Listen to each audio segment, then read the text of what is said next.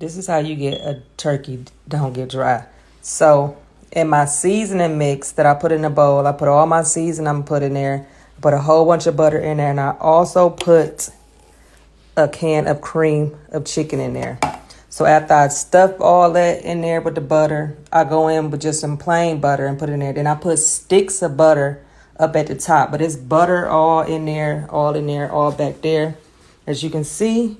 And then I stuff it with peppers, onions, and celery. It's gonna make its own juice. And I slow cook this all night on 250 all night. But that's how you get a turkey that's not dry. This is for Kima's Friendsgiving. And I have to cook the turkey. I'm going to close this up some, push this back so it can melt in there. Y'all, look at all this juice that's made on its own without me putting nothing in there but butter and seasoning. But it's not done because I'm going to let this get more brown at the top. But a lot of this juice I'm taking off. This is the juice I'm making for the dressing. And I'm also going to make gravy out of this juice. But I'm going to keep basting this. I'm going to turn it up and up on 375. So when I put it in there, so I can get like a little crisp on this part. But for the most part, it's done. But I'm going to sit this out, baste this a little bit more.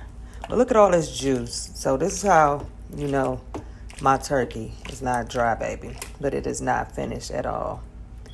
Yep.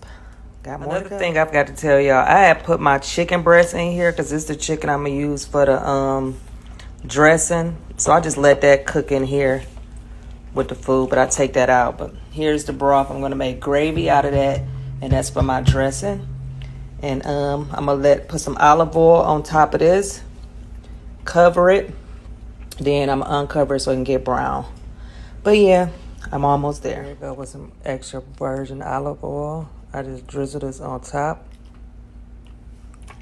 This is going to give it like a little crisp and olive oil.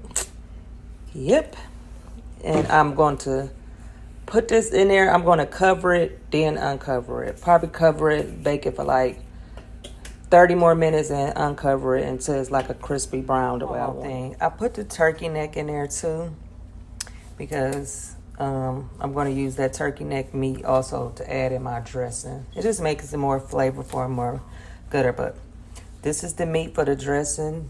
This is the juice for the dressing. I don't use chicken broth in the can, none of that. I make my own. See, this one turkey with nothing in there produced all this. And I'm going to make some gravy out of this.